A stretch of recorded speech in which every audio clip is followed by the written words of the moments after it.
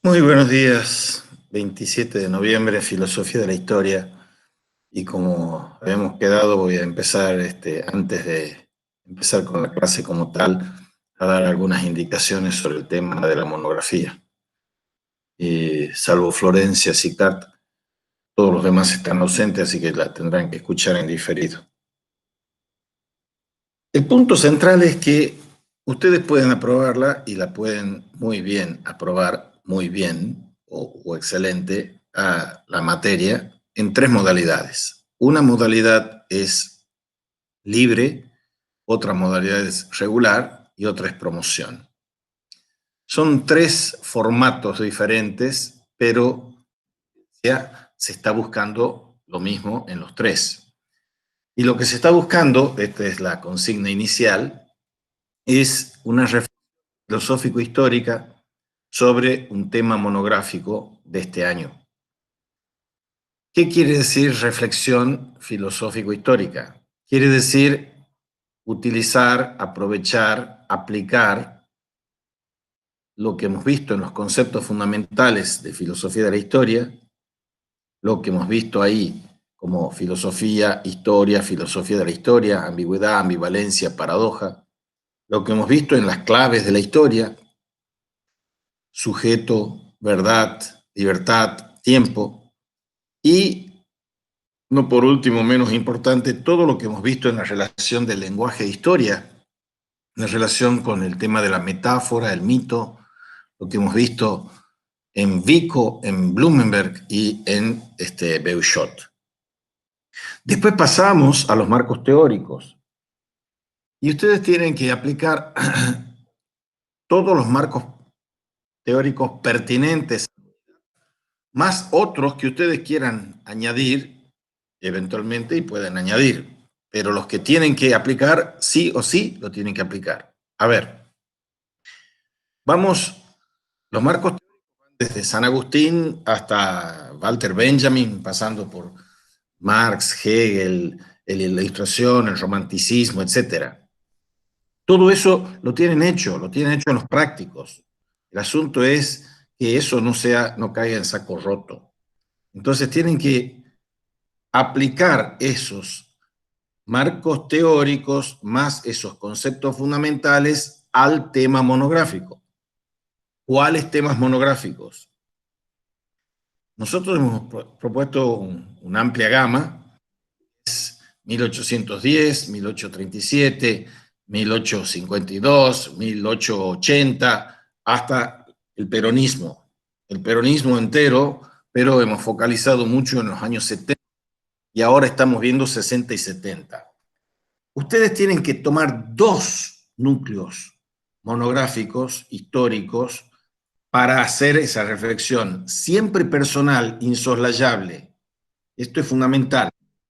Con honestidad intelectual, hacer eso.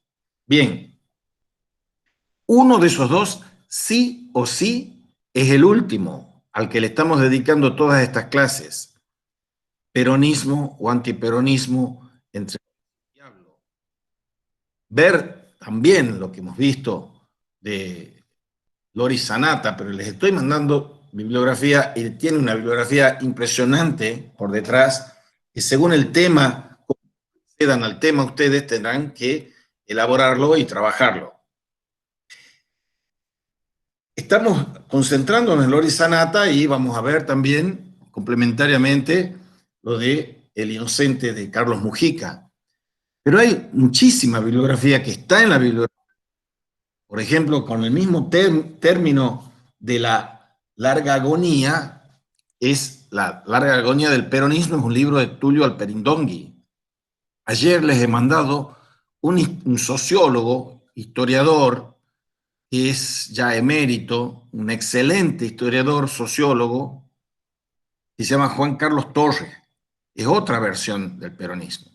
Pero hay una pila inmensa de bibliografías y quizás no las puedan leer a todas, pero las tienen ahí al alcance. Y ustedes tienen que, cuando ahora, antes de salir de vacaciones, presentarnos un bosquejo de tema, subtema y cómo piensan hacer la monografía, una cosa breve, para que nosotros les orientemos y les ayudemos.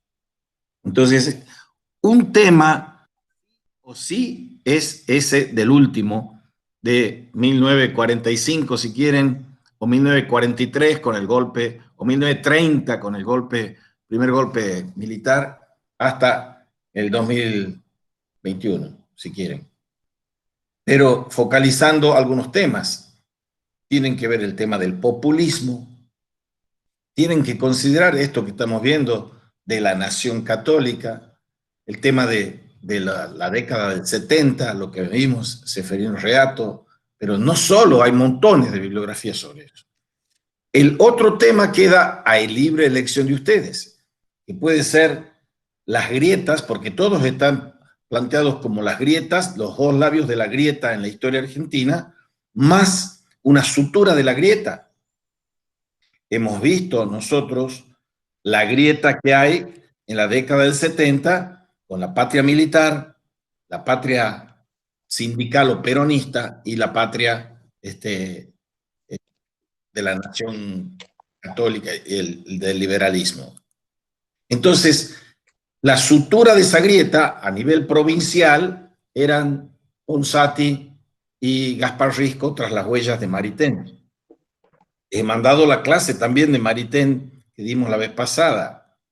Esa es la sutura respecto de lo que eran, por un lado, Videla, por otro lado, Firmenich o Santucho, etcétera. La sutura está lo de Miñones, está el texto inicial que hemos visto de Fraternidad, Compasión y Misericordia, la charla a los obispos. O sea, no le faltan elementos para elaborar eso.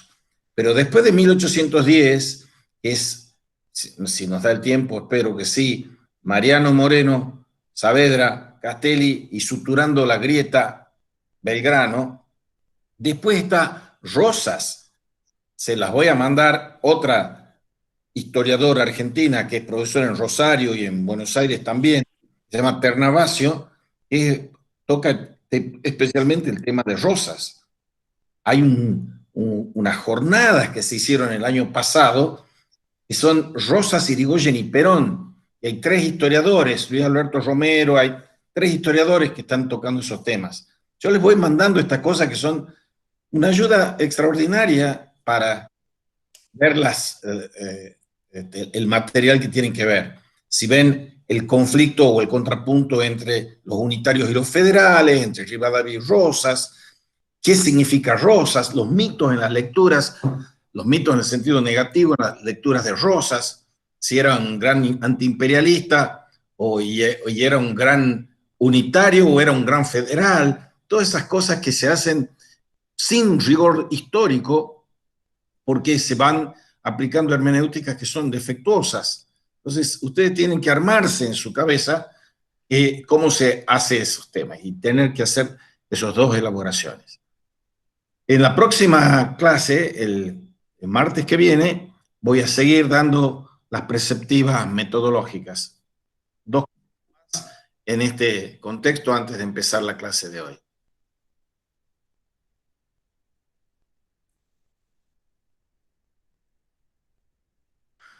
Les hemos pedido que lleguen a las 8:15. Solo Florencia Sicarda llegó a las 8:15. Y yo estaba como tarado ahí de 5 minutos antes. Yo empiezo a la hora que empiezo. Y ahora los estoy dejando entrar por más que llegan a esta hora. Pero tengan un poco de respeto y de caridad. Y lleguen a tiempo. O si no, no vengan, no entren. Porque cada uno que entra joroba. Dicho así, poco académicamente. Bien. El punto de la preceptiva es que yo después les voy a dar en detalles. Ustedes tienen que hacer una monografía y Amira Jury y César Juárez le van a pasar una antología de las mejores, porque las mejores son las que tienen 9 y 10 de años anteriores, para que vean cómo todos ustedes están en condiciones de hacer algo muy bueno o excelente, todos. Pero el asunto es que estudien, estudien, estudien, lean, lean, lean, pregunten, pregunten, pregunten y trabajen, trabajen, trabajen para lograr eso. Nada se hace sin estudio, nada se hace sin esfuerzo. Eso, en las preceptivas metodológicas le vamos a decir cómo las partes que tiene una monografía, el cronograma que tienen que hacerse en esa monografía, etcétera, etcétera. Ahora, respecto de lo que voy diciendo hasta ahora, porque yo ya voy a cortar, son las 8:28. ¿Hay alguna pregunta o duda o comentario que quieran hacer? Bueno,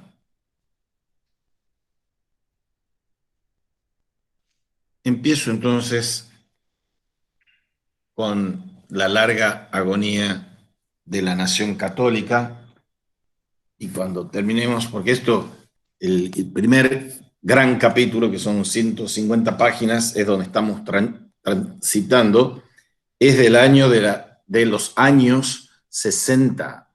Los años 60 son una ebullición de acontecimientos que son esos 70, 60 del Vaticano II, de Juan XXIII, de John Kennedy, de los Beatles, de los hippies, del mayo del 68, y esos son los del Cordobazo aquí, y a fines el Tucumanazo aquí. Va a venir un poquito después, encíclicas del Pablo VI, como la Populorum Progressio, y todo eso va generando un caldo de cultivo explosivo. Explota la primera guerrilla rural. ¿En dónde? En Tucumán. Están del lado de la ultraderecha, está la Liga Patriótica, del lado de la izquierda están esos que están en tacorralos como guerrilla rural, está la protoformación de esos chicos de la Acción Católica que se van a convertir en los montoneros, la soberbia armada, gran libro de Giussani que hay que leer también para ver eso. Eso son los años 60.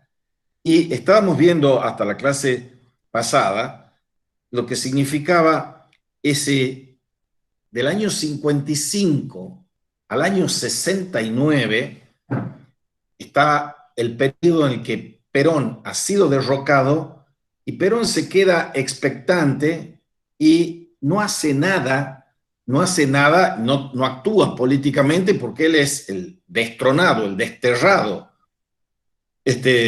Dice Juan Carlos Torres en una de las reflexiones sobre el peronismo que la historia, aunque esto no se debe hacer, estos juicios contrafácticos, la historia del argentino hubiese sido muy diferente si el fin de Perón, después del 55, cosa que se intentó y no se logró, por cierto, hubiese sido como el de Mussolini, que termina trágicamente y se acabó. Entonces, acabado Mussolini, no tuvo más remedio Italia que acometer un camino que fue un camino con todos los tropiezos, baches, etcétera, que lo liberó de la tutela esta fascista mussoliniana.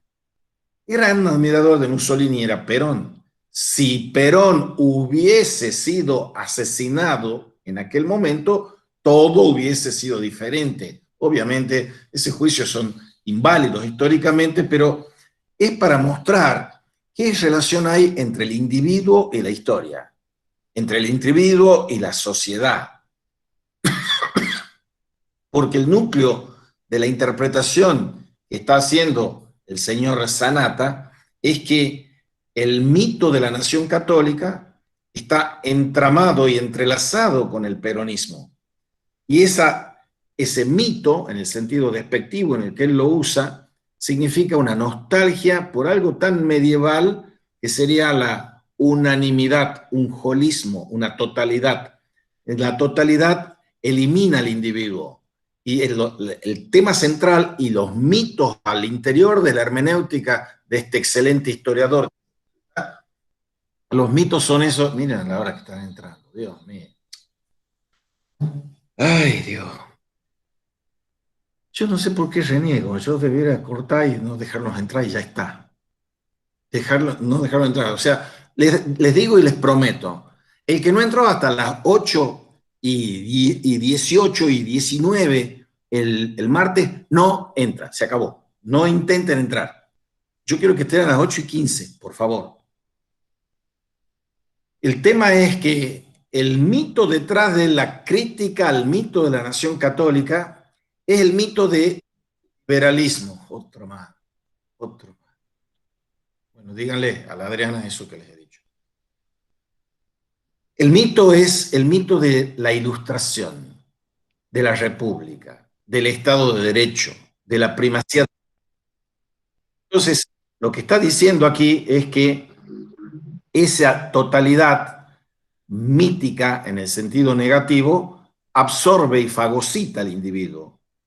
La supresión del Estado de Derecho es el lastre y la hipoteca fundamental detrás de esta crítica muy bien fundamentada, pero es su interpretación, obviamente, con sus méritos y sus deméritos, como la que tenemos cualquiera. Entonces, estábamos viendo cómo se va gestando eso en la década del 60 y esto estaba llevando a una democracia imposible. Estamos hablando de la década del 60 en la Argentina y ¿qué es lo que pasaba? El partido militar, que era una iglesia militarizada por un lado, el episcopado, que estaba dividido entre los liberales y los nacionalistas, estaban todos peleando por tomar las riendas del mito de la nación católica. Los liberales eran los que estaban en contra, porque los liberales son los que están defendiendo el Estado de Derecho, la primacía del individuo, los derechos individuales, el derecho a la propiedad, la división de los poderes, todo aquello que está pisoteándose hoy en Tucumán con el caso Leiva Padicone, por ejemplo. Ayer hubo una reunión por Zoom en que estaba Binder y otros más hablando sobre ese tema, y cuando se habla de que no hay justicia es porque no hay justicia independiente. Si la justicia es dependiente del poder político, entonces estamos en la lona, estamos en el horno, estamos en la destrucción de la república, la destrucción de la democracia, que vienen de la mano de la destrucción de la justicia. Y a nosotros no se nos mueve un pelo para los tucumanos, no se nos mueve un pelo para estar peleando por esas cuestiones de la justicia. El entramado ese son distintas metáforas. Decir que estamos al borde del abismo de la destrucción y la desintegración de la República, como dice Irene Benito, la gran periodista de las cuestiones jurídicas en la Gaceta, o que estamos en un naufragio, como dice el gran profesor constitucionalista Luis Iriarte, o que estamos tirando toda la basura abajo de la alfombra, o que estamos teniendo que elegir nosotros hoy, como dice Binder, que el que habla de la basura, entre la democracia de las mafias, o sea que las mafias están digitando todo, o las democracias de los ciudadanos. Y todos nosotros somos responsables de eso que estamos haciendo. Pero esto tampoco lo estamos inventando nosotros. Como dice el gran Albert Camus respecto de estas crisis históricas, no somos del todo culpables porque no hemos comenzado esta historia, pero no somos del todo inocentes porque la continuamos. Y todos nosotros, todos ustedes, los que estamos aquí y yo aquí, somos responsables de que lo que gobiernan y siguen gobernando son mafias o son ciudadanías representadas por partidos políticos. Cuando está gestándose el mito de la nación católica, hay una gran implosión de la nación católica. Y esa gran implosión, otro más, Álvaro Ocampo, el próximo martes yo voy a cortar el acceso a las 8:20. Tienen que entrar a las 8:15 para que empecemos. Yo, cada uno que entra tarde, tengo que parar y hacer la explicación. Bien. Hay un conflicto, hay dos etapas en la concepción del peronismo. La Argentina católica arrastra un peso longevo, pero para decirlo brevemente, el triunfo de una Argentina abierta y plural, dice Sanata, es el triunfo de lo que se da en la lucha entre católicos y liberales en la generación del 80. Y ustedes tienen ahí varios argentinos que han tallado con anterioridad, viniendo de la del 37, pero incidiendo sobre el 80, está don Juan Bautista Alberdi, está Sarmiento, está Mitre, está Alsina, después está Roca, está Avellaneda. Ahí hay un combate y triunfa un proyecto de liberal.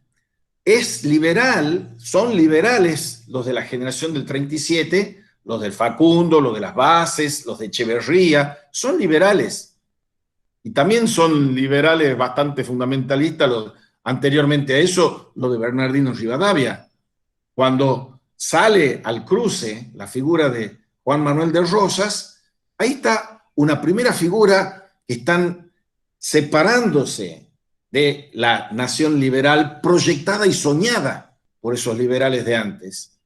De antes, si uno los ve desde antes de Alberdi, están con proyectos liberales pro-británicos, Mariano Moreno, que veremos en 1810. Ahora, cuando se va asentando y consolidando el liberalismo en la generación del 80, viene un gran crecimiento, un crecimiento exponencial. Está ese fenómeno extraordinario del que ya hablamos, de los flujos de la inmigración. Argentina, dentro del concierto de las repúblicas latinoamericanas, en la que ha tenido un gran aflujo inmigratorio, más que ninguna otra. Por eso, irónicamente, Octavio Paz decía, los mexicanos descienden de los aztecas, los peruanos descienden de los incas y los argentinos descienden de los barcos. Bien, se va generando ahí un ideario y un ideal de Estado liberal, con división de poderes, con democracias, todo lo truchas, limitadas, oligárquicas que eran en ese momento. Hablando de oligarquía, nosotros tenemos que el primer gran desastre histórico político es el golpe de 1930, porque ahí ya hemos hablado que hay después, en el periodo de entreguerras, entre la Primera y la Segunda Guerra Mundial, la que termina en el 18 y la que termina en el 45, están los años 20. En los años 20 tenemos una gran crisis económica mundial, en el 29, y están surgiendo a partir y desde esa gran crisis económica mundial, están surgiendo, resurgiendo y afianzándose los nacionalismos, también con Z. En el año 22 da un golpe fracasado Hitler, pero en el año 33 ya está en el poder. Hitler en Alemania, Franco en España, Oliveira Salazar en Portugal, Stalin en Rusia, y están los gobiernos sedicentemente liberales y democráticos del capitalismo más o menos salvaje en Inglaterra, en Estados Unidos. Entonces, esos años vistos desde la Argentina son también el pábulo, la mecha que está ardiendo para encender esa fogata del mito de la nación católica.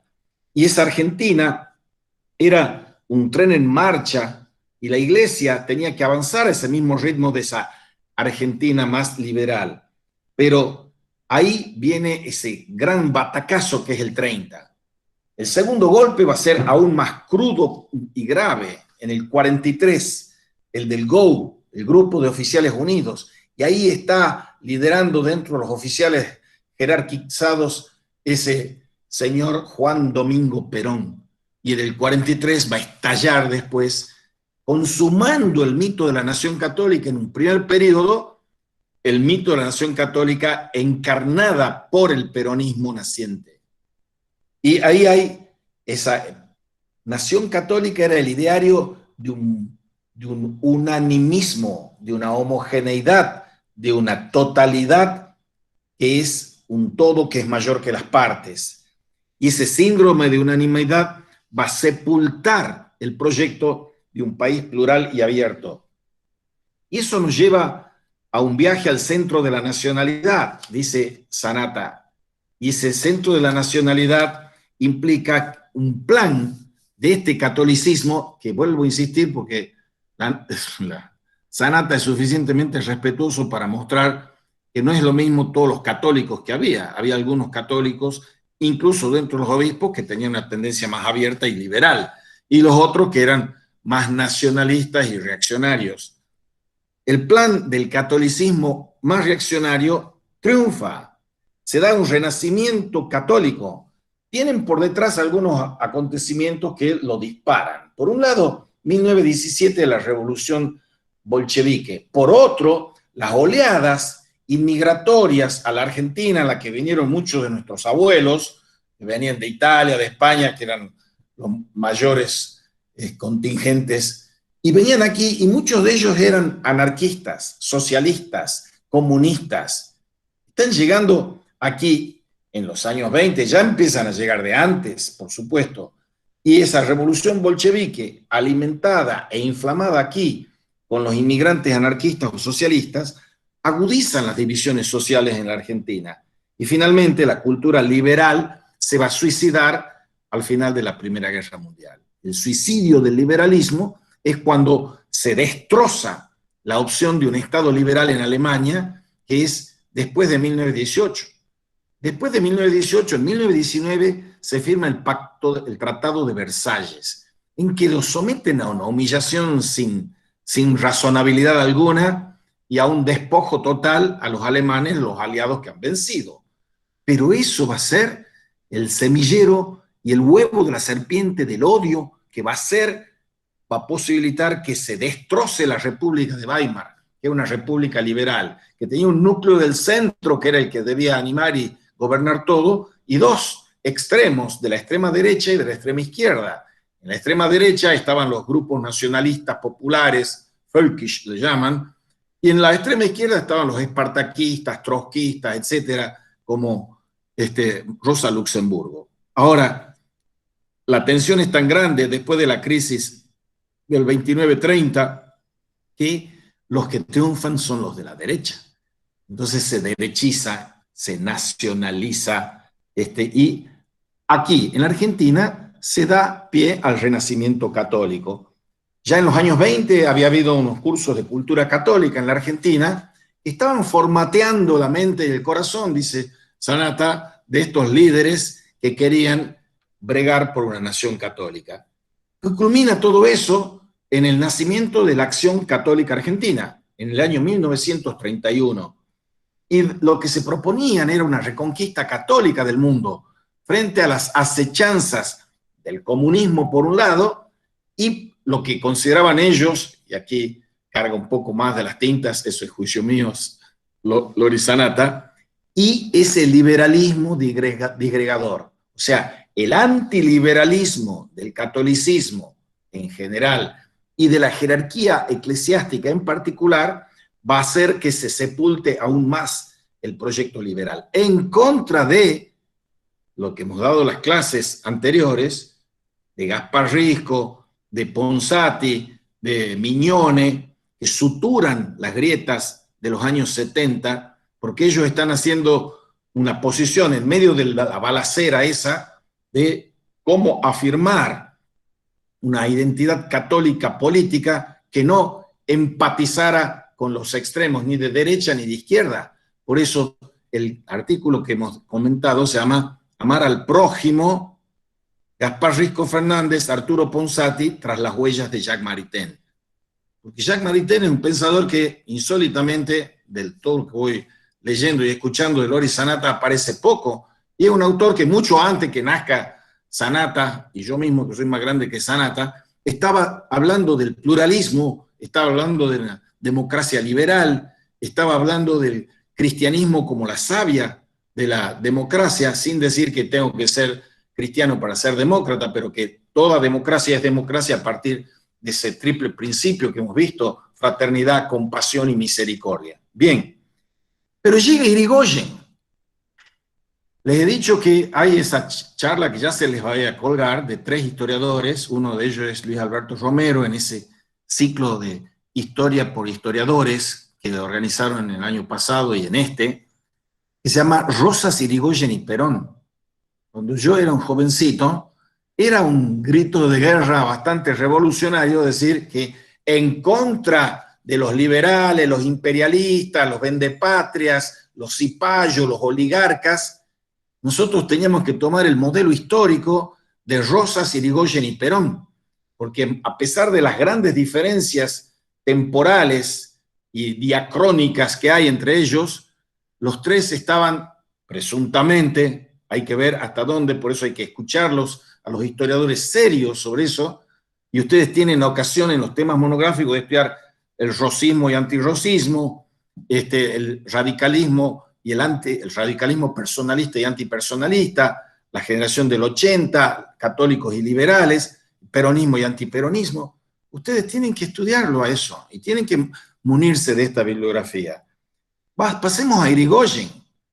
Irigoyen es uno de los grandes hombres que han transformado para bien la Argentina. Y antes de Irigoyen está la revolución de 1890 y está un señor que se llama Alvear, Torcuato de Alvear, que viene después de Irigoyen.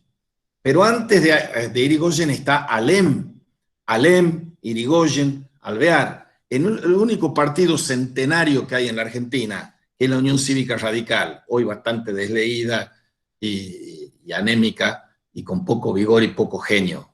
El último genio, tuvieron varios genios nuestros, que son el señor Arturo Illia y el señor Raúl Alfonsín. Pero hoy, ¿quién está ahí? Es un páramo, porque son todos cortados por la misma tijera y uno tiene esa apocalíptica tentación de decir que se vayan todos, porque todos son una manga de ladrones. Que robó más, robó menos, pero nadie está a la altura de las circunstancias de ofrecer un proyecto, un sueño, un ideal de la Argentina que nos saque del marasmo en el que estamos. Estamos llegando al fondo del tarro y nunca dejamos de llegar. Y está a punto de estallar de nuevo la Argentina, siendo que tenemos condiciones naturales y humanas y recursos humanos extraordinariamente significativos. Irigoyen era popular, era muy popular, y él está en medio de la Primera Guerra Mundial haciéndose del poder. Y era, sin embargo, siendo de origen de clase media, era impermeable, dice Loris Sanata, a una visión pluralista del mundo. O sea, no basta con ser radical para ser un demócrata liberal en sentido cabal, dice él. Y esto hace que el mito se vaya afirmando, porque Irigoyen sí tenía relaciones con el catolicismo, pero era la religión la que estaba colonizando la política. El núcleo canceroso o cancerígeno de la política argentina, sostiene Loris Sanata, es la fusión de la religión con la política. Y no basta con que uno diga muy católicamente o muy bíblicamente, dad al César lo que es del César y a Dios lo que es de Dios. Porque la tentación de hacer un césaropapismo, que es Perón sería un césaropapismo, es la fusión de religión con política. Pero hay una ofensiva liderada por la Iglesia Católica, liderada a su vez por ese núcleo antiliberal, que lidera la ofensiva contra la democracia liberal. Y la pluralidad y el pluralismo se sacrifica al unanimismo. Y bastaba que ese organicismo político y el militar se fusionaran para celebrar el funeral de la Argentina liberal. Y eso es lo que ocurrió en los años 30. El ejército, que había sido una institución plegada a los poderes de una república democrática de cuño liberal, se convierte en un guardián del mito de la nación católica. Y esa era una democracia orgánica y funcional. Ahora, ¿qué implicaba ese antiliberalismo? Una condena del capitalismo. Ustedes escuchan hoy a los voceros más o menos ilustrados, más o menos imbéciles, que hablan en favor del liberalismo. Hay uno que es muy ilustrado y muy bueno, muy doctor en filosofía en Alemania y todo eso, se llama un chileno, Axel Kaiser, que les he mandado. Otro que es argentino, más veterano que él y más energúmeno que él, que es Alberto Venegas Lynch. Les he mandado eso porque estos señores sostienen que el Papa actual, todos hablan en contra del Papa. El más imbécil de todo esto que habla de estas cosas se llama Milei, que anda en todos los programas, economista argentino que está preanunciando que ya estalla la bomba y la Argentina se va al tacho, etcétera, pero dice que el Papa es como un representante de Lucifer aquí en la tierra, porque el Papa es antiliberal y anticapitalista, y la única solución es el liberalismo y el capitalismo. La Iglesia estaba efectivamente condenando el capitalismo, y el Papa Francisco también habla en contra del neoliberalismo y el capitalismo salvaje. Pero no es lo único que dice. Entonces estos señores lo identifican como el propio Loris Sanata, con gran enjundia, con gran rigor, desde sus opciones, lo identifican con todos los populismos latinoamericanos. Los populismos latinoamericanos, pero también en Estados Unidos, Trump es un populista, o en Rusia, Putin es un populista.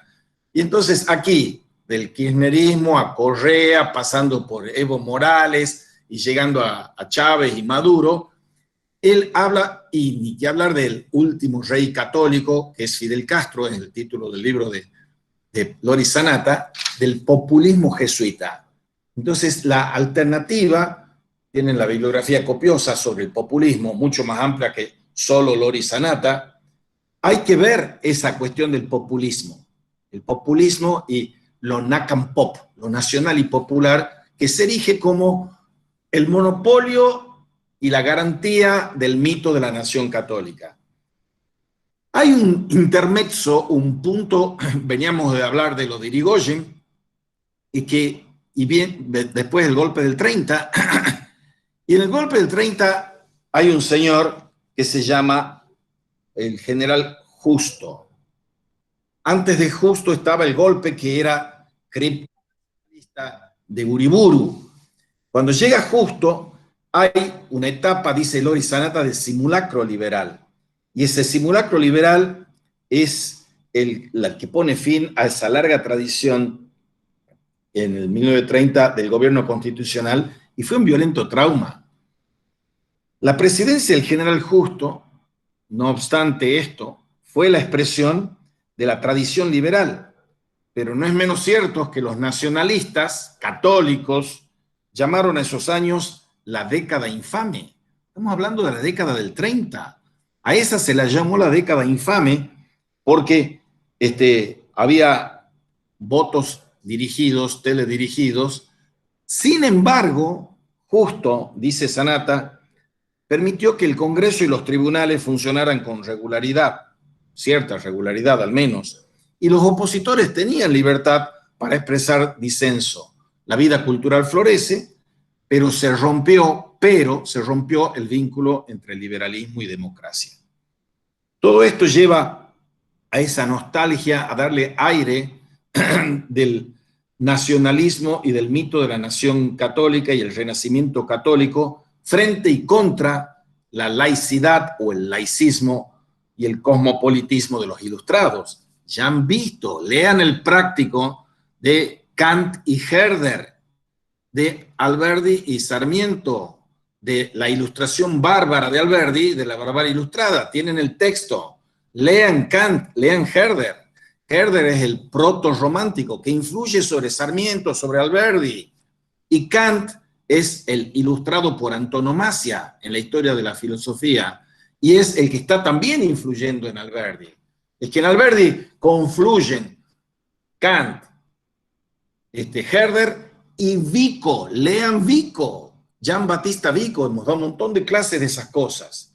Bien, sea como fuese, y es bastante así como se los estoy contando, tienen el libro de Sanata para complementar, se da y se opera el triunfo de la nación católica. Y el golpe de Estado del 4 de junio de 1943 marca ese triunfo de la nación católica y la derrota del proyecto liberal. O sea, el huevo de la serpiente del que van a ser el peronismo es la derrota de la Argentina liberal. Y uno puede estar más a favor o más en contra. Yo estoy a favor de la democracia liberal como la piensa Maritain, no como la piensa Sanata. Pero entonces hay que leerlas a todas las vertientes. Y ustedes no tienen obligación de seguir la que estoy diciendo yo, o la que dice Maritain, o que la dice Ponsati, o que la dice Risco, pero sea cual sea, será su interpretación, que preferirá recostarse sobre Sanata o sobre cualquiera.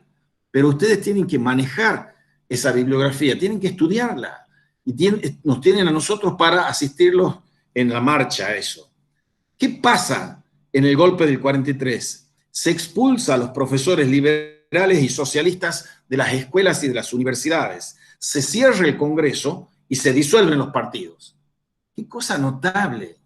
Eso que hacen en el 43 lo hizo 10 años antes, en el 33, Adolfo Hitler, cuando asume democráticamente elegido, con una mayoría de más del 40%, el poder omnímodo, disuelve el Parlamento.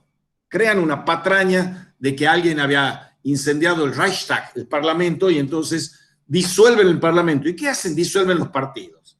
Porque la concepción política que hay por detrás de esos nacionalistas antiliberales es que la partidocracia liberal burguesa llevaba a la disolución de la nación y del Estado. Entonces, aquí se expulsan a los profesores, se disuelve el Congreso y los partidos.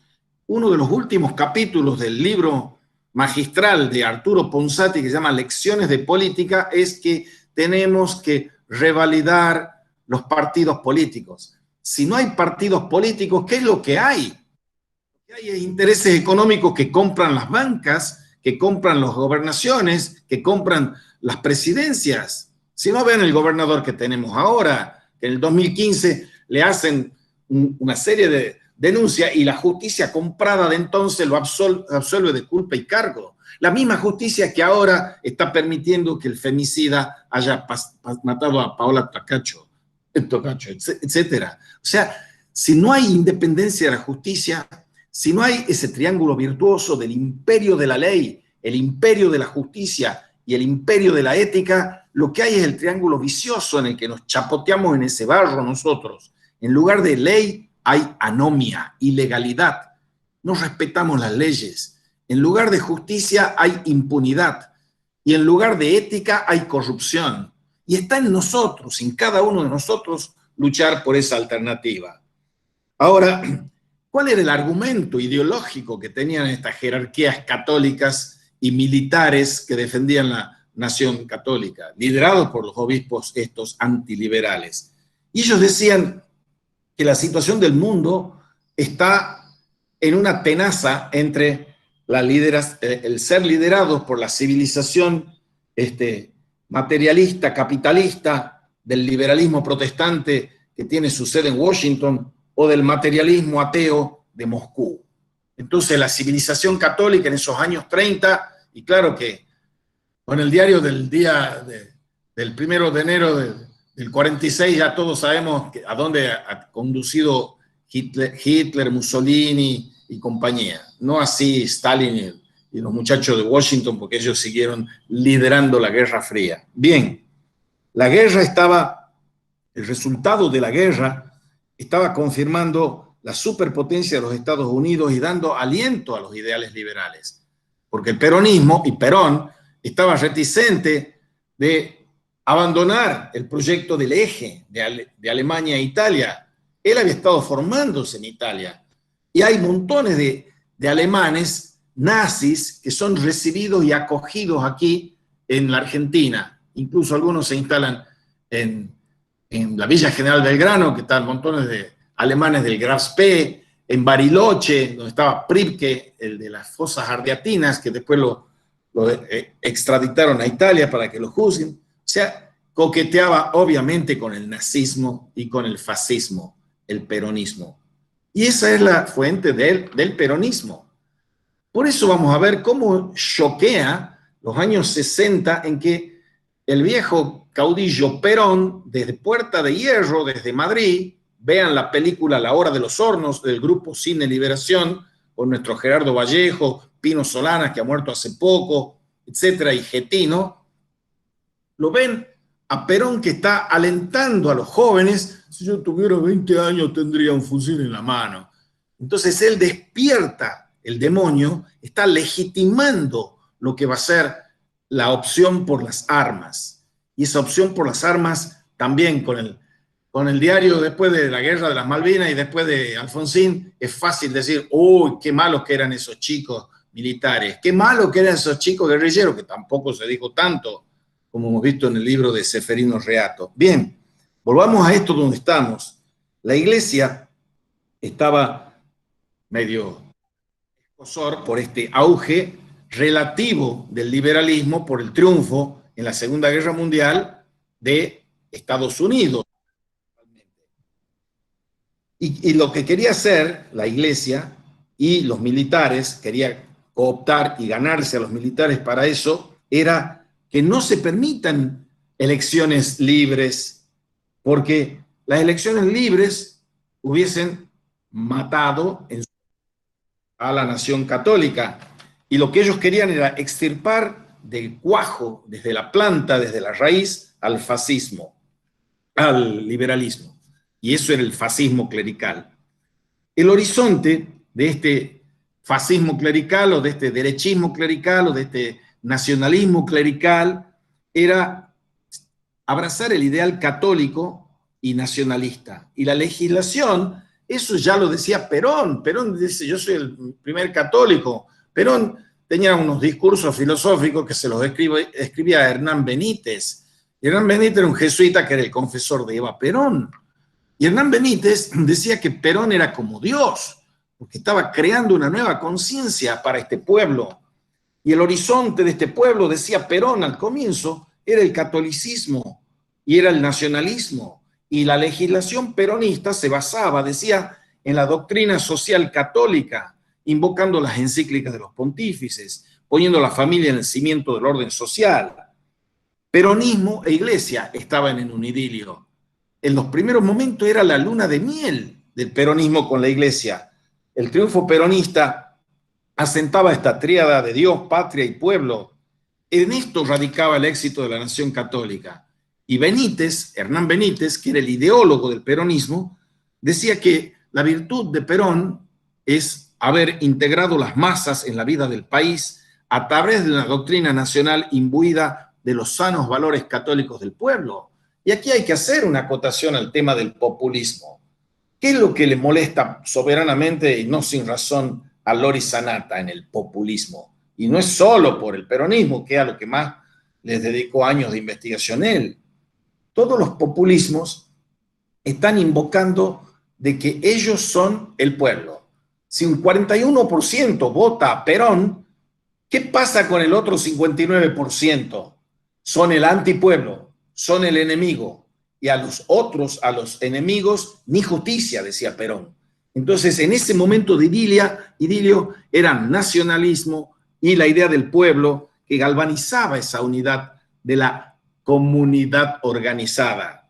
Y son los años en los que el peronismo y la nación católica se consolidan con las conquistas sociales, los aumentos salariales, las nuevas industrias, los créditos, las escuelas, los hospitales, y florece la comunidad organizada, que es ese sustantivo y ese adjetivo que le da nombre a la concepción que Perón quería que tuviésemos todos. Y este es otro punto crítico de Sanata y también relativamente a Sanata, por parte mía.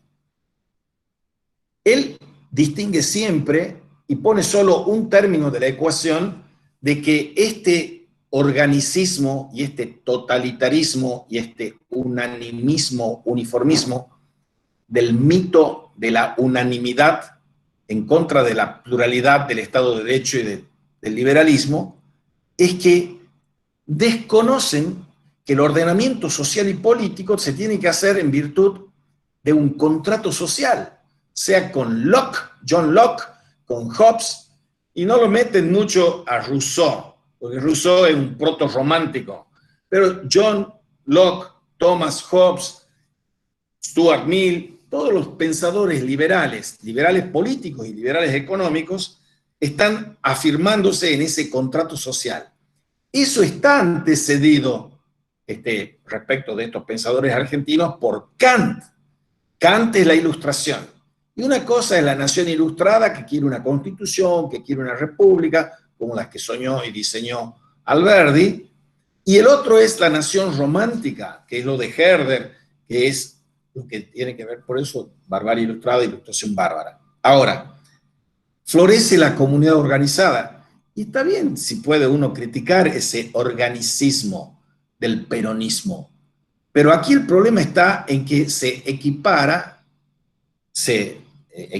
negativamente la comunidad con este organicismo y con este totalitarismo. No todas las comunidades son así. Precisamente, vuelvo a citar a Jacques Maritain y al señor, que no era menos liberal que Loris Sanata, y al señor Emmanuel Mounier, pensadores de Francia, que desde los años 30 están hablando de persona e individuo, distinguir persona de individuo y distinguir comunidad de sociedad. No es cuestión de que nosotros estamos organizados en una sociedad civil, es cuestión de que también podemos aspirar a una comunidad. ¿Qué es una comunidad? Dice el señor Emmanuel Mounier. Una comunidad es una persona de personas. Y nosotros todos tenemos la posibilidad y la opción de vivir en nuestra vida, también en el siglo XXI y en el año 2021 también tendremos, y en el 2020 tenemos, de vivir en comunidades. Porque yo voy a la Facultad de Filosofía y Letras y puedo ir a una sociedad de aprendientes y enseñantes, pero puedo entender que es una comunidad educativa.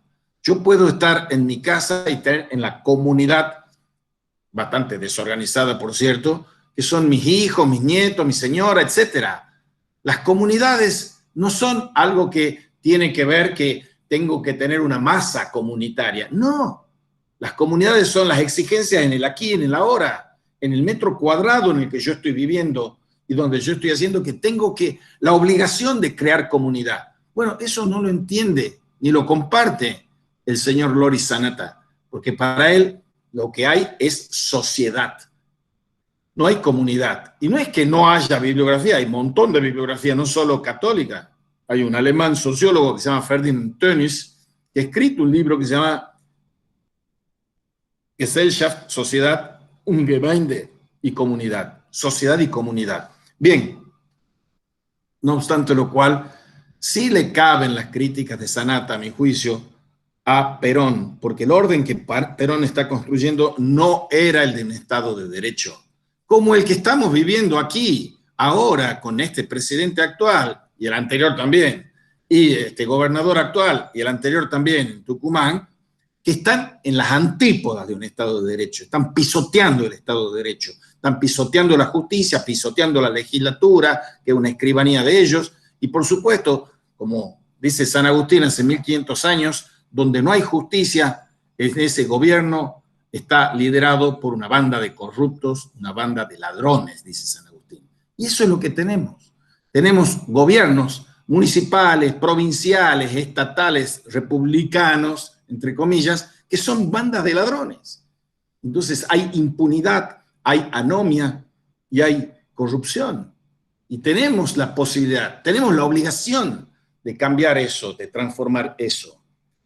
Identificaba Perón a su pueblo con el pueblo y negaba, por contrario imperio, al resto que no lo había votado. No gobernaba para todos, sino para el 41%.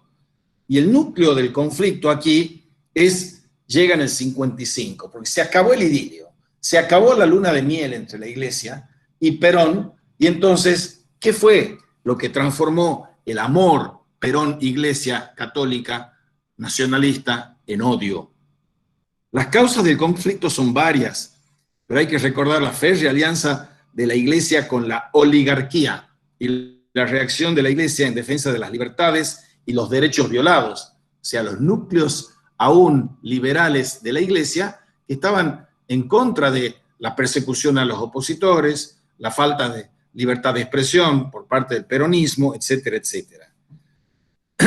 Pero aquí también había una guerra al interior de esta cuestión de la Iglesia Católica. Estaban esos grupos al interior de las Fuerzas Armadas, que había liberales y había nacionalistas en las Fuerzas Armadas también. O sea, es una guerra interna que se va desatando y es una implosión de la nación católica, dice Loris Sanata. Y esa implosión se convierte en una guerra de religión. Y el símbolo más atroz, bueno, más atroz no, porque hay otras atrocidades parecidas, pero uno de los símbolos más contundentes de esa guerra que es una guerra de religión, guerra entre peronistas, dice el señor Loris Sanata, es cuando en los años 72, en el año 73, está viniendo, el 72 está viniendo de Perón, está terminando la NUCE, que vamos a ver cómo termina, y estás proponiendo el gran acuerdo nacional y lo está desafiando y le está mojando la oreja a Perón si se iba a animar a venir. Perón viene, lo pone a cámpora. Cuando está por llegar Perón, se organiza un gran acto peronista en Ezeiza, que era donde tenía que aterrizar, en el aeropuerto de Ezeiza. Y ya estaba la ultraderecha sindicalista, con Hugo Moyano también liderando esas huestes, ese mismo oligarca de hoy, y estaba del otro lado los montoneros. Entonces se arma una balacera con montones de muertos, guerras de religión, guerras para saber quién tiene el poder en el mito de la nación católica. Si los curas, los obispos, si los militares, si los peronistas de la derecha, si los peronistas de la izquierda. Y el deber de la Iglesia, según Perón, era cooperar en la consolidación de la comunidad organizada. Ahora, el conflicto entre Perón y la Iglesia no era entre ideologías opuestas, sino era el control por un mito que era compartido por ambos, del cual el peronismo era la versión secular y la Iglesia era la versión espiritual, si es que uno dividía el trabajo así. Y un mito que en su unanimidad no admitía dos gallos en el mismo gallinero, pero las raíces ideológicas del peronismo y la Iglesia seguían siendo tan comunes que ni siquiera la violenta ruptura del 1955 la habían extirpado. Finalmente, en la raíz del conflicto estaba la realidad de un país dividido por un odio extremado entre peronistas y antiperonistas. Cuando dice, con los alambres voy a, decía en la prédica Perón, los iba a cogotar todos los opositores y por uno de nosotros caerán 5 de ellos. Había un odio visceral, un odio análogo, pero más visceral aún, del que hay hoy en la grieta. Que si uno tiene un amigo kirchnerista y uno no es kirchnerista, ahí hay un odio visceral y entrañable. Las grietas, la profundidad de la grieta que tenemos nosotros solo podrá ser zanjada con hombres de reconciliación, como Ponsati, como Mignone, como Gaspar Risco, y con otro más polémico, pero que ya lo han leído ustedes, que es el ya beatificado Los 5 mártires de La Rioja, los 4 mártires de La Rioja, donde está Monseñor Angelelli. Veremos esas cosas. Después de que muere Eva Perón, Perón trata de restaurar la armonía perdida, porque tiene una tesis singular, no compartida por todos los peronólogos, y es que Perón quería componer todo con todos. Y Perón, cuando un periodista le pregunta, ¿y cómo es la composición política en la Argentina? Y él dice, bueno, hay 30% de radicales, hay un 15% de socialistas, tanto. Y el peronismo, no, peronistas somos todos, decía Perón. La idea de que el peronismo encarnaba la nación católica. Entonces, el peronismo y la democracia se llevaban mal. La democracia era imposible. Y esa implosión de la nación católica era más de lo mismo en el irrespeto, en la falta de respeto a las reglas e instituciones comunes políticas. No era el horizonte político del peronismo, ni de la Iglesia, ni de las Fuerzas Armadas, en que iba a suturar esa grieta del odio. Y eso hacía que la democracia fuese imposible, una democracia a medias, porque entre el peronismo y la democracia había un abismo. Ya tienen como 3 o 4 videos de Sanata y también de Juan Carlos Torres sobre el tema de democracia y peronismo. Y ese mito era un mito saludable para los jerarcas que eran antiliberales de la Iglesia. Cuando viene Frondizi y lo visita, primero a Aramburu, lo visita al cardenal Cayano, que era el primado de la Argentina, y dice, yo he hecho esta revolución, que es la de 66, porque yo soy un católico convencido, le dice Aramburu.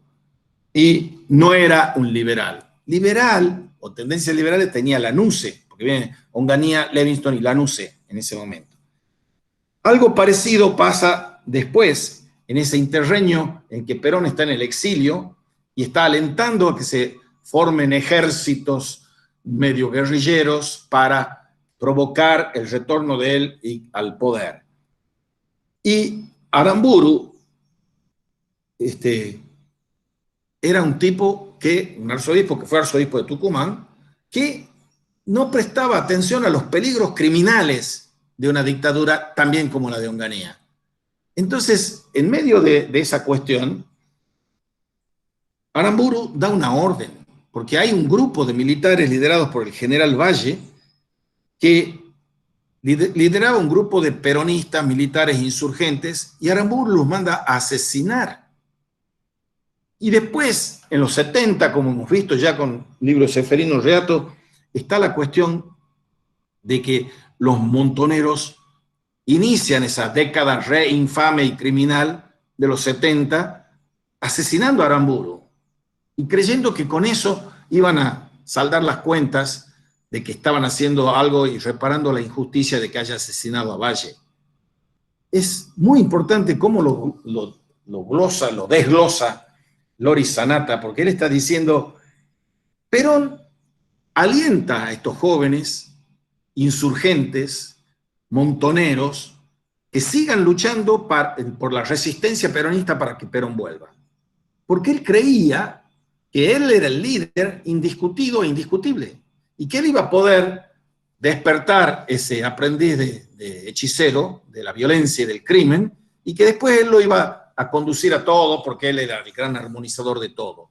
Le salió mal el cálculo, porque cuando él vuelve, esos montoneros se enfrentan liderando a Perón en nombre de Evita Perón. Esa es la tesis singular que tiene Loris Sanata. Perón es el que decía, peronistas somos todos, pero Evita, dice Sanata, tiene un libro que se llama Eva, una biografía política, Evita odiaba, y el odio de Eva Perón era visceral. Y él compara cuando le piden que comparación con Alberto Fernández y Cristina Fernández de Kirchner, y dice, Alberto es de la línea del Perón que quiere meterlo a todos, por eso dice contradicciones minuto a minuto, hora a hora, día a día, se está contradiciendo con cosas que he dicho ayer o hace un ratito. No le importa, porque él quiere que estén todos ahí. En cambio, Cristina odia, y Cristina odia, Eva odiaba. Entonces son dos formas de muerta Evita. Perón trata de recomponer las cosas, y pasan las cosas, porque el clero ya se ha hecho un clero castrense, se ha creado una especie de capellanía militar, y esa capellanía militar va a estar alentando ideológicamente y santificando todas las barbaries en la década del 70. Esa concepción muestra las bases frágiles que tenía el poder. Tortolo y Bonamín, obispos que están a cargo de esas capellanías castrenses, y hay un interreño antes de que llegue Perón, que es el tema de Arturo Frondizi. Arturo Frondizi hace un pacto con Perón para que Perón indicara a sus huestes que lo votaran a él, y efectivamente él se enfrenta, Frondizi, con Balbín y le gana, y sale candidato a presidente y sale elegido presidente. Y cuando él va también a hablar con los primos, bien con la iglesia, está diciendo, mire, yo soy católico y yo voy a defender las cosas del catolicismo, etcétera, etcétera. Ahora, ahí se está abriendo paso un espíritu radical que en el fondo estaba vaciando la democracia liberal en el buen sentido de la palabra, pero para el mal sentido de la palabra, que era el de los obispos nacionalistas, estaba creciendo un liberalismo que era sinónimo de consumismo y crecimiento de estas tendencias disgregantes partidocráticas liberales.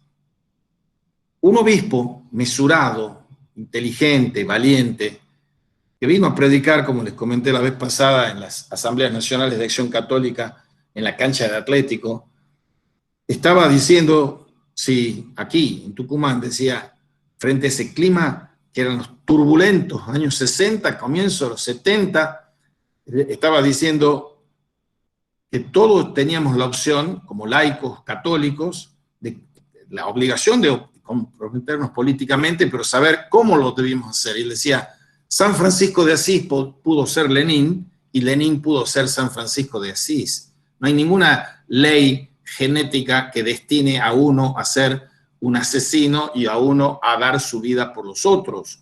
Eso está en la opción de cada uno. Todo esto hace que el gobierno de Frondizi se vaya licuando y él quería heredar ese poder de protector de la nación católica y de freno de la Argentina liberal. Perón no pensaba en cederle su pueblo a Frondizi, etcétera, etcétera. Y esto llegamos al punto culminante de esta cuestión, es Dios y patria, el retorno de Perón. Frondizi buscaba una solución para esa imposible ecuación argentina y Cayano, el cardenal primado, se empecinaba en poner freno a la rebelde juventud católica, que lo veremos en la biografía de el padre Carlos Mujica, el inocente, vida, pasión y muerte de Carlos Mujica. También sobre eso hay que ver cómo refiere a la figura de Mujica Loris Sanata, pero lo veremos después. Al catolicismo los veía con terror y temor y temblor ese retorno al pasado liberal dominado por partidos laicos que disgregaban la unidad nacional y querían recuperar el tesoro de la nación católica que era el pueblo.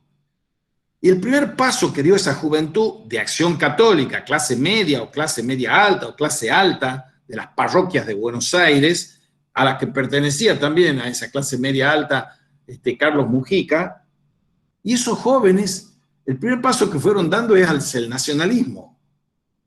Era lógico para ellos, porque la nación y la fe eran una sola cosa, unir fuerzas contra la democracia liberal y la economía capitalista.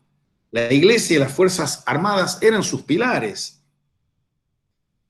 Aquí surge un personaje siniestro, un católico inquieto, rebelde, Alberto Ezcurra Medrano, un nacionalista católico que era tan visceral en su odio por la cultura liberal que todavía se lamentaba de la derrota de los nazis y los fascistas del eje.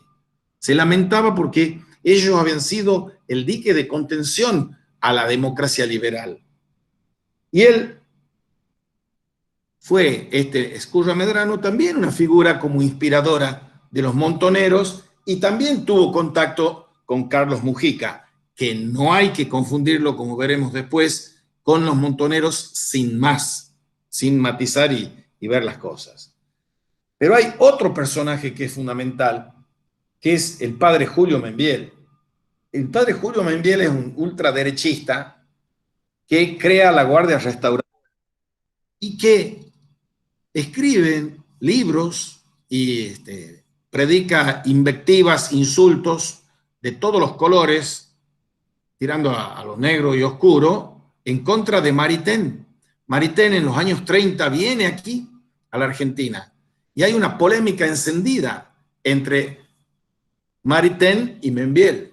Membiel está en estos grupos proto-fachos reaccionarios que van a conducir hacia los montoneros. Membiel estaba en contra de la democracia liberal.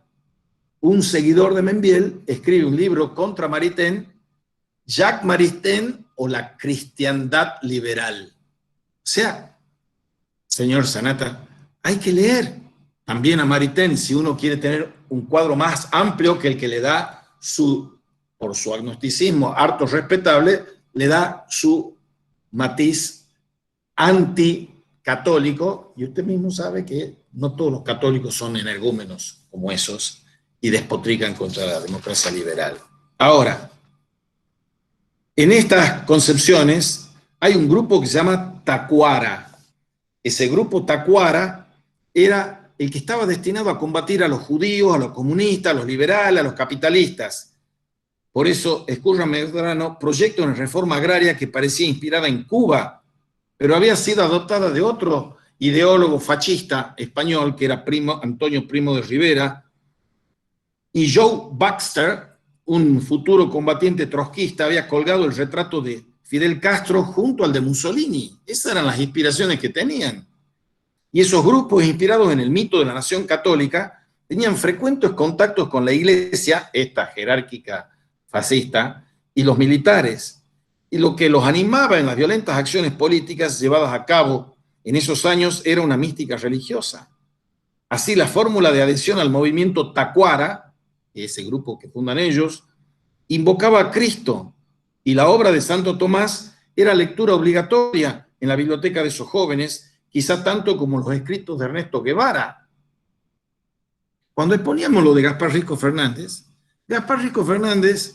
fue expulsado por la dictadura de Onganía y después fue expulsado de la universidad por la dictadura de Videla. Y Gaspar Rico Fernández era alguien que conocía, estudiaba el tomismo, Tomás de Aquino.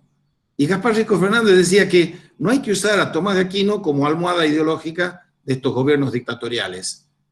Hay posibilidades de leer a Tomás de Aquino de una forma muy diferente a la que la hacen estos señores. O sea, esto lo hacían leer a Che Guevara y a Tomás de Aquino, y así salían los montoneros.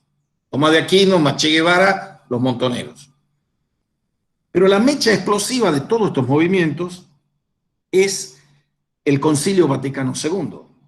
El 25 de enero de 1959, Juan XXIII anuncia un concilio ecuménico. Y como escribió Monseñor Saspe, otro reformista, aquí les pone radicales versus reformistas. Radicales eran los que estaban cerca de la opción armada, la opción por los pobres. Estaba Esaine, Devoto, Podestá, Angelelli. Y los reformistas, que estaban Pironio, Saspe, grandes obispos, cardenal Pironio también, reformistas. 10 años después del concilio, Saspe decía que se ha demostrado la necesidad de la renovación y los riesgos de realizarla. El ayornamiento era renovar la iglesia, pero había riesgos implícitos en ello. Y hay un vínculo directo, y ese es el riesgo mayor, entre la religión y la política. Pero han surgido en el Vaticano II nuevas ideas, del ecumenismo a la liturgia, del rol del laicado a la pobreza, de la colegiación episcopal al diálogo con el mundo moderno. Me quedo un poquito en tema de la pobreza. Yo les he leído el prólogo al Inocente que hace un sacerdote, Eduardo de la Serna, que habla de esa pobreza. Y ese también es un núcleo fundamental en el discurso, en los discursos de Loris Sanata. Porque él, como liberal, y en eso sí se emparenta con los energúmenos, esa es mi versión, disculpe que sea tan napolitano, a la versión esa de que la iglesia adopta el pobrismo, una ideología pobrista. Y el pobrismo significa que, como dicen los críticos capitalistas del pensamiento de Juan Pablo II, no es para decir de Papa Francisco, le escriben una carta abierta al Juan Pablo II, después de la Centesimus Annus, que es de 1991, dos franceses católicos capitalistísimos, Paternot y Beraldi, se llama ¿Está Dios contra la economía? Y el primer párrafo es decir que la iglesia ama tanto a los pobres que se dedica a multiplicarlos. Claro, es una ironía cáustica y malsana para decir que el pobrismo es la parte de los problemas, no de la solución. Ahora volvamos a Juan XXIII y al cardenal Lercaro, que era un colaborador de Juan XXIII en el Vaticano II. Fue el primero que mencionó en el siglo XX, cosa que ya había hecho el poverello, el pobrecito de Francisco de Asís en el siglo XII, el primero que mencionó que la iglesia es de todos, pero especialmente de los pobres. Es el primero que mencionó que la iglesia cristiana es la iglesia de los pobres.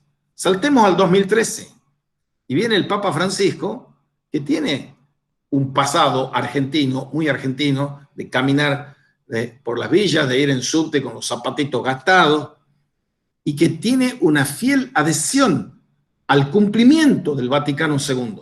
Porque después, durante el Vaticano II, un grupo de obispos y cardenales se reúnen en las catacumbas y están generando el núcleo de lo que va a ser la proyección teológica, política, de la teología de la liberación. Pero ellos no la crean como teología de la liberación, sino mostrando cómo una unidad eclesial de las jerarquías a las bases tenía que promover una justicia social, una democracia, un progreso económico, Populorum Progressio, gran encíclica de Pablo VI, en medio de esta balacera y de este terrorismo incipiente y creciente que había en la Argentina. Bien, se crea eso con el tema del pobre. O sea, hay dos cosas distintas que a uno le cuesta, por más que uno pueda ser católico, haber leído la Biblia y escuchado el Evangelio, y haber tratado mal que mal de practicarlo, a uno le cuesta entender qué significa pobres, y más nos cuesta cuando habla de pobres de espíritu. Hay una charla entre el arzobispo de Concepción de Chile y Axel Kaiser, ese joven brillante economista liberal capitalista, y ahí me di cuenta yo, escuchándolo a Kaiser, que estaba tirando, él ha hecho un libro que se llama El Papa Francisco y el capitalismo, para decir todas esas cosas que le estoy diciendo yo, con fuentes, citando fuentes de que este Papa es antiliberal, anticapitalista, es un pobrista, etc.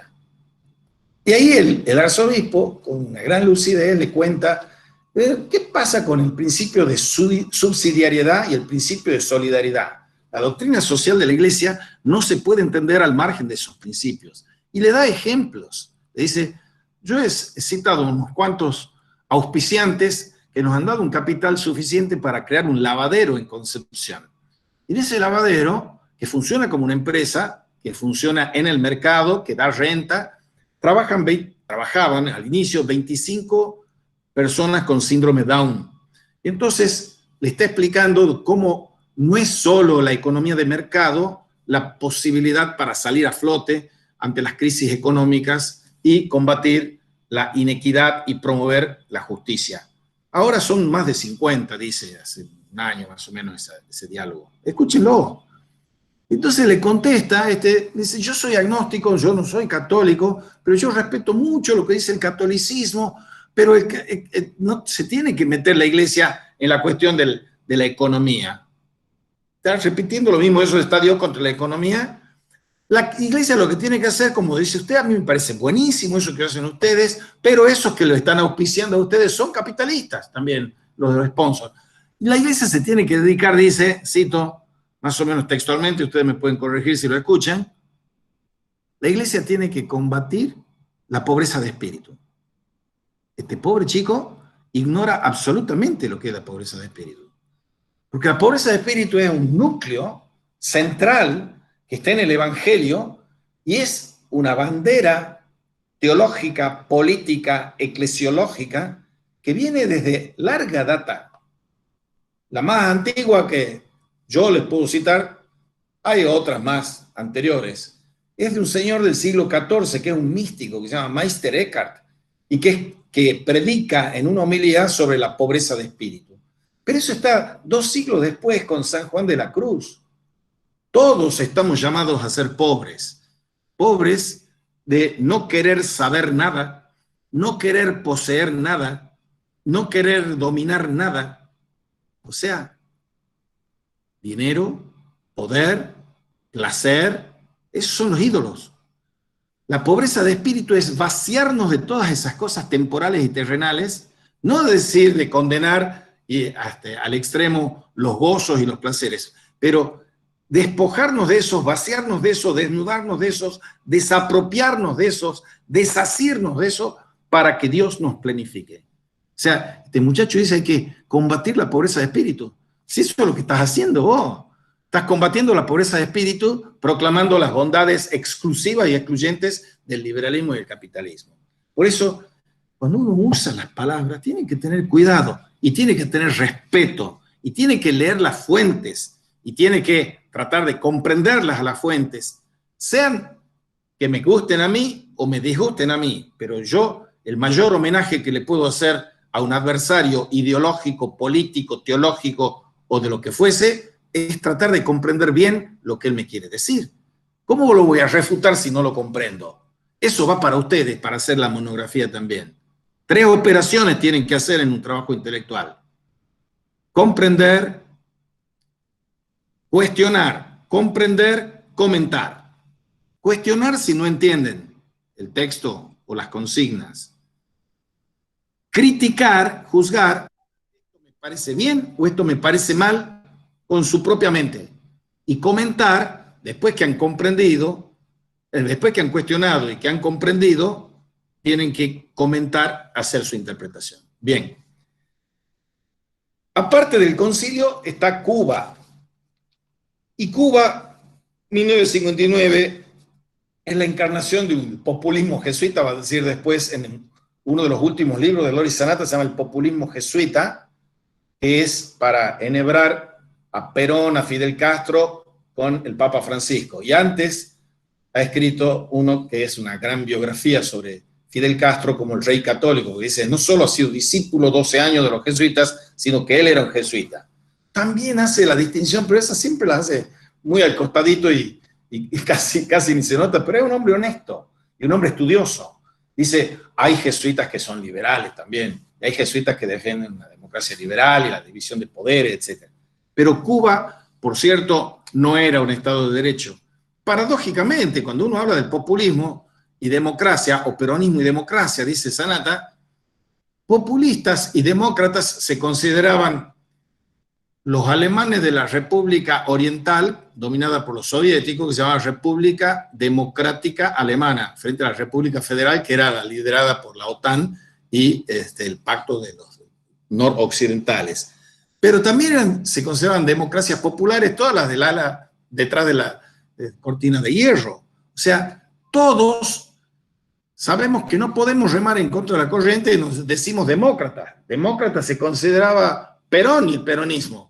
Demócratas se consideran todos estos esperpentos que nos gobiernan a nosotros y que son de una ilegitimidad de origen y de ejercicio apabullante.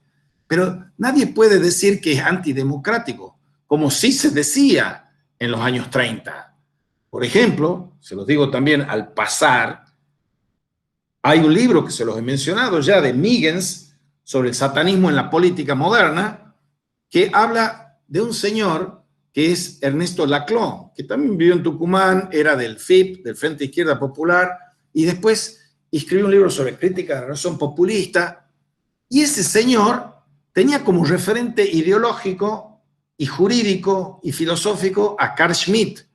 Carl Schmitt era el abogado católico de Hitler, y es los que están en contra de la democracia liberal, por supuesto, y de la partidocracia. Y en los años 30 era eso. Ese señor Laclau y su señora, Chantal Mouffe, son los ideólogos, uno de los ideólogos principales del kirchnerismo actualmente. Entonces, fíjense que las ideas no se matan, bestias, las ideas no se matan. El tema de las ideas metidas en la política y usando y abusando, obviamente, del vínculo entre política y religión, lleva a Cuba, que se convirtió en el faro orientador de juventudes militantes cristianas, católicas, que decidían que teníamos que hacer la revolución cubana en la Argentina, en Bolivia, etcétera, exportar Cuba. Y esto llevaba a que implicaría la liberación del yugo capitalista y de la propia iglesia. Esto estaba alimentado en las huestes contrarias por el anticomunismo. La iglesia consideraba que el comunismo era la reacción a los efectos disgregadores del liberalismo sobre la unidad orgánica de la nación. Adiós Frondizi, Frondizi se va apagando y se está asentando una iglesia que explota hacia adentro, una iglesia que implosiona, dice Loris Sanata. Hay 2 derrocados, uno es Frondizi y el otro es Ilia. El derrocamiento de Frondizi y de Ilia tuvo a la iglesia absorbida por el tema del concilio. Y había obispos que eran favorables a la libertad religiosa y a la separación entre Estado e iglesia, pero para otros esto era inconcebible. Obispos que orientaban a los jóvenes y jóvenes obispos elevados al episcopado, que eran reformistas, como Devoto, como Angelelli, como Saspe, como Quarracino, y había otro, Jerónimo Podestá, como Angelelli, por ejemplo. El concilio fue la bomba. El concilio fue la bomba que estalló en este ideario. Surgen nuevas redes de militantes dispuestos a canalizar la fe en las luchas sociales. Y los revolucionarios, con Che Guevara a la cabeza, hablaban del hombre nuevo, una frase muy católica, muy cristiana, el ideal del hombre nuevo, tierra nueva, cielo nuevo, hombre nuevo, está en el Apocalipsis. Eso embeleza a muchos adolescentes. En ese mismo momento, yo formaba parte de esos adolescentes y formaba parte del Partido Revolucionario Cristiano y de la Juventud Revolucionaria Cristiana, que estábamos soñando con ese hombre nuevo. Entonces también teníamos esa perplejidad y esas dudas, si nosotros también estábamos llamados a convertirnos en un Camilo Torres, un cura que se hace guerrillero, o en un Che Guevara, para que el cristianismo y el evangelio se asentara. Eran perplejidades, eran dudas. Con los resultados después del proceso de reorganización nacional, todos son preclaros. En ese momento había que tomar esa decisión. Y en ese clima se suceden varias encíclicas que llevan a esa implosión de la Iglesia y cambian el rostro de la Iglesia. Una que es de Juan XXIII, es Mater et Magistra, de 1961, de Juan XXIII. Pacem in terris, paz en la tierra, del 63 también. Y después de Pablo VI tenemos la Populorum Progressio, del 67, y el descubrimiento, de nuevo dice Sanata, de la pobreza que se anidaba en este rico país. Y lo que proponían para encantar y seducir a los jóvenes idealistas, altruistas, era el ideal mesiánico de la redención y de la revolución. Y había algunos teólogos, como Jorge Mejía o como el cardenal Pironio, que se lanzan a ese reformismo dentro de la Iglesia con fervor, enancados o aupados en el mayor fervor que tenían algunos teólogos y obispos más audaces. Pablo VI designa a Jorge Mejía como perito del concilio, y el episcopado recibe la noticia con un baldazo de agua fría, porque el episcopado, que era mayoritariamente conservador y reaccionario, le ponen a un reformista como perito del concilio. Nada podía frenar los nuevos aires que entraban en la Iglesia, aun cuando el filtrarse en sus grietas la desmoronaba, y esos aires provenían de Roma, y era el espíritu del concilio. Escurra Medrano, ese siniestro personaje católico nacionalista, entra al seminario de Paraná, que estaba dirigido por Tortolo, que era uno de los obispos más reaccionarios que había, que estaba en el vicariato castrense, tenían una revista que se llama Micael, etc. Tanto él como Bonamín, como Monseñor Medina, que era de Jujuy, después que los suceden los vicariatos castrenses, son cómplices y conniventes con las desapariciones, los robos, los secuestros de niños, y la bendición de las torturas, y los vuelos de la muerte. Jerarquías de la Iglesia que estaban en eso. Vuelvan a leer la charla a los obispos que di en el 2018, el 7 de noviembre del 2018, en que digo eso, y lo digo delante del ex vicario castrense que estaba ahí, y delante del nuncio que estaba ahí, que era un africano muy simpático. Esta concepción lleva a la implosión de la Iglesia Católica. Y se citaban autores como Teilhard de Chardin o como Romano Guardini. El joven Jorge Bergoglio quiso hacer una tesis doctoral sobre Romano Guardini. Y eran teólogos de avanzada que están en ese clima conciliar y que eran muy controvertidos. Reformistas y revolucionarios. Esa es la cuestión. Las novedades del concilio, para ir terminando, perdieron el espíritu libertario de los orígenes y se traducen, dice, en nuevos dogmas. De este modo, el difícil encuentro del catolicismo con el pluralismo se dio paso al tranquilizante mito del pueblo católico. Y el concilio se convirtió, para los reaccionarios, en algo indigerible. Y esa era la posición del primado Antonio Cayano. Y se produjo un calvario. La marcha de Arturo Illia, ese benemérito hombre, fue un calvario. En su contra se perfilaba un gran frente nacional católico decidido a resolver la ecuación política argentina con la inclusión del peronismo en un orden cristiano y antiliberal. También entre los radicales crecía el deseo de derrocar a la democracia. Y así se va generando una posición antiliberal y se da un pequeño concilio en Quilmes. El calvario de Illia se iba a convertir en una agonía. El clero y los militantes radicales se distanciaron de los reformistas, de los Piroño, de los Mejías, y estos esperaban que el reformismo europeo fecundara al argentino y ayudara a conciliar la igualdad social con el pluralismo político. O sea, los Mejía y los Piroños eran un testimonio vivo de que no todos los que querían reformas eran radicalizados, que iban a ir decantándose hacia la violencia y la opción armada. El drama era la confusión entre política y religión, entre Estado e Iglesia, entre nación y fe. Y así entramos al capítulo, pero lo voy a dejar aquí para que hagan preguntas o comentarios de la Revolución Argentina, que va de 1966 a 1973, también pautado por esta nostalgia del cristianismo. Ahora conecten los micrófonos para hacer las preguntas, comentarios que quieran o deseen hacer.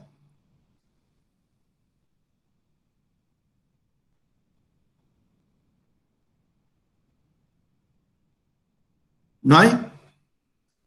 Bueno, los espero el martes a las 8:15 y a las 8:20 no entra nadie más.